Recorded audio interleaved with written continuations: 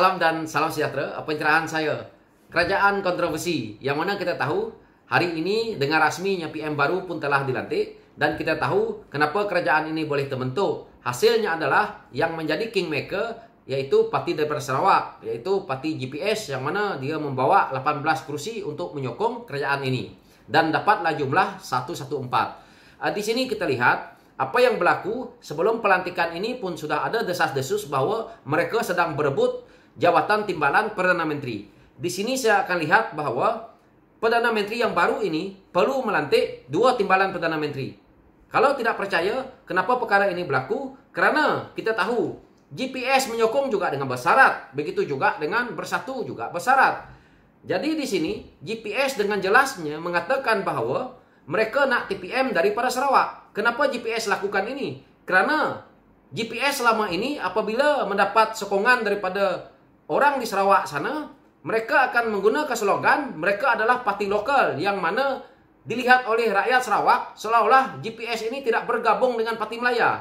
Ini adalah ideologi yang dibuat oleh GPS kepada rakyat di Sarawak dahulu, yang mana apabila mereka bertanding, mereka katakan mereka adalah parti lokal yang membentuk kerajaan di Sarawak, yang mana tidak bergabung dengan parti di Semenanjung, dan mereka tak nak parti Melayu. Pada hakikatnya parti lokal itu adalah atas nama parti. Hakikatnya mereka ini adalah mereka-mereka yang mengkhianati rakyat Sarawak, yang mana mereka ini berbohong kepada rakyat Sarawak, tetapi hakikatnya berpuluh tahun mereka sebenarnya adalah komponen Barisan Nasional. Kerana itulah yang menjadi silap mata yang ada di Sarawak, yang mana orang kampung di Sarawak memikirkan bahwa betul lah mereka ini parti lokal, tetapi di belakang takbirnya mereka telah ditipu.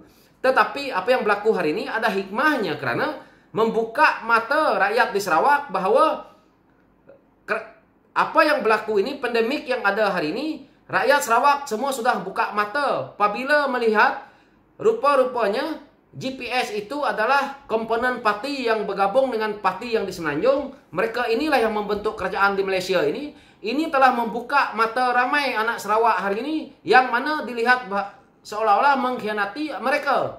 Jadi inilah modal GPS. Kalau GPS tidak diberi jawatan timbalan Perdana Menteri, maka GPS akan ditolak oleh rakyat Sarawak. Tetapi kalau diberi jawatan timbalan Perdana Menteri, mungkin akan menyejukkan, meredakan sedikit politik di Sarawak, kerana rakyat Sarawak inginkan seorang timbalan Perdana Menteri daripada negeri mereka. Ini adalah yang saya lihat permainan politik GPS ini. Dan di sini juga kita lihat bahwa GPS juga ada syarat lain, yaitu mereka-mereka yang gagal, mereka-mereka yang tak boleh laksanakan apabila mereka melakukan kerja di kerajaan yang lalu ataupun kerajaan yang ada ini, mereka ini tidak perlu lagi diberi jawatan, yang mana mereka-mereka juga yang ada kluster mahkamah apa semua tidak mau. GPS juga nakkan kerajaan yang bersih. Ini adalah yang saya lihat, dan apa yang berlaku bermakna pelantikan orang-orang baru,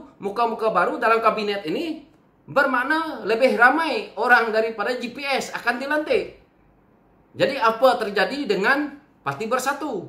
Di sinilah kita lihat apa yang dilakukan Parti Bersatu ini apabila dia mengkhianati daripada PH. Hari ini dia dikhianati oleh orang mereka sendiri, yaitu UMNO. UMNO mengambil balik tampuk kepimpinan negara daripada Bersatu, yang mana lepas ini dia juga tidak ada di Sarawak. UMNO juga tidak ada di Sarawak. Jadi mereka ini akan bertanding di Semenanjung dan berebut kursi yang sama, yaitu UMNO dan Bersatu akan bertembung, ditambah lagi dengan PAS. Ini adalah salah satu hasil daripada pengkhianatan mereka, yang mana selepas ini mereka akan bertembung dan akan bergaduh lagi sesama mereka sehingga PRU ke-15 itu selesai. Bukan sebelum, selepasnya pun akan bergaduh. Karena apa yang berlaku ini, kita lihat hari ini, mereka-mereka ini yang rakus dengan kuasa ini seolah-olah melihat mereka bijak. Cuma kita rakyat tidak mampu, kerana mereka ni ahli parlimen yang membentukkan kerajaan. Jadi mereka nak bodoh ke, mereka nak pandai ke, kita rakyat tidak ada hak untuk nak ke situ. Inilah hakikat kita punya kerajaan Malaysia ini. Jadi banyak perkara yang perlu dirubah, yang mana kita lihat perlu ada perubahan di waktu akan datang.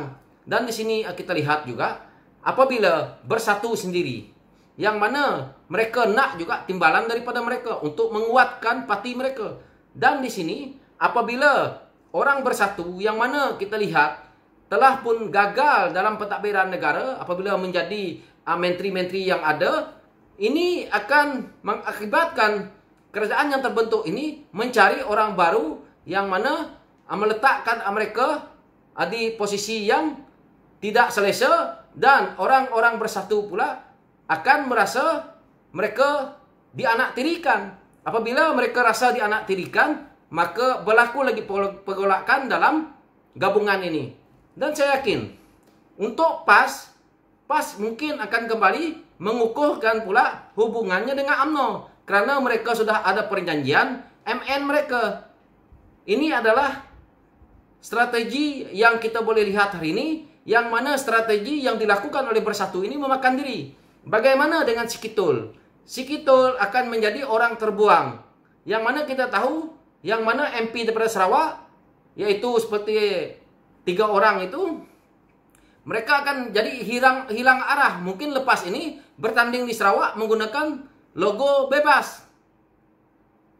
Tidak tahu kalau dia nak bergabung dengan parti Barubian. Jadi inilah yang berlaku. Tetapi saya lihat untuk kerjaya politik mereka, geng-geng Sikitul ini akan habis selepas PRU ke-15 ini nanti. Karena pasti akan ditolak rakyat. Saya juga lihat di Sarawak, mereka-mereka ini juga akan ditolak. Cuma mungkin ada satu kursi yang saya lihat agak kuat, tetapi saya tak nak tahu siapa YB-nya. Di situ agak kuat, tetapi saya yakin juga PKR boleh meletak calon di situ untuk waktu akan datang. Ini adalah yang saya lihat, apa yang berlaku di kerajaan yang kuncak kancil ini. Yang mana bila UMNO nak mengambil tampuk kepimpinan ini untuk menjadi Perdana Menteri, untuk mendapatkan kuasa, kita juga boleh tahu bahawa UMNO perlukan ini. Tetapi untuk PHS tidak ada masalah, dan kita rakyat yang menyokong kepada PHS ini tidak ada masalah. Dulu Barisan Nasional yang begitu kuat di PRU ke-14, yang mana mereka lah yang mentadbir negara selama itu, boleh tumbang di PRU ke-14. Jadi untuk nak menumbangkan mereka di PRU ke-15 ini, pada saya kacang je. Yang mana mereka pun dah lemah. Yang saya lihat hari ini, saya dah penuh yakin bahawa itulah saya katakan, kalau geng-geng Sikitul ni letak lembu boleh menang. Apalagi yang lain, saya rasa PHS boleh mendapat kursi yang banyak. Inilah saya punya keyakinan kepada PHS. Jadi tidak perlu saya nak rasa kecewa, kerana apa yang berlaku ini, hikmahnya yang saya tengok, yang mana saya boleh lihat bahawa mereka hari ini membentuk kerajaan bergembira dengan apa yang mereka dapat tidak begitu lama. Jika mereka gagal untuk mentadbir negara pada kali ini, mereka akan dilihat oleh rakyat sehina-hinanya. Jika mereka berjaya, rakyat akan berterima kasih. Tetapi rakyat juga paham bahawa perlu dia sebagai kerajaan membuat kerja dia. Memang pun siapa yang nak mentadbir negara ni harus yang terbaik. Jadi hari ini mereka berebut walaupun gagal. Kalau mereka tidak boleh berjaya, maka rakyat akan hukum mereka. Ini sudah jelas. Dan kita rakyat sudah tahu. Untuk antara bangsa, untuk pemimpin luar melihat negara kita ini, memang tidaklah. Saya bagi tempoh dalam masa 1 bulan ini.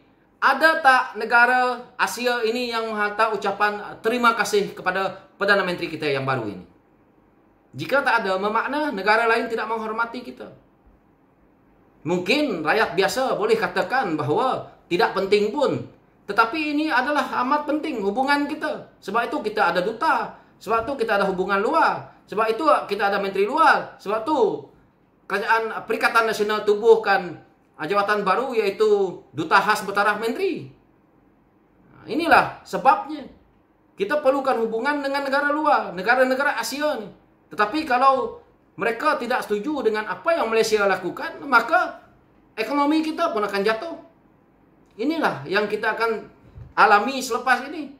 Memang tempo itu tidak panjang lah. Tetapi beberapa bulan ini pun kita dah rasa rakyat tertekan.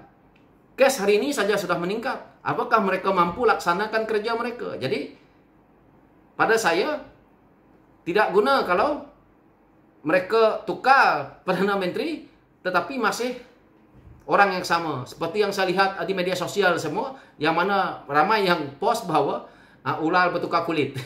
Jadi inilah kerajaan.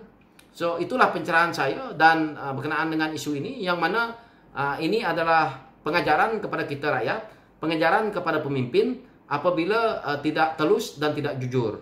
Jadi menjadi pemimpin itu harus seorang yang memikirkan hak rakyat, bukan kepentingan pribadi. Tetapi inilah yang berlaku. So semoga pengajaran ini tidak lagi berlaku di waktu akan datang. Sekian, terima kasih.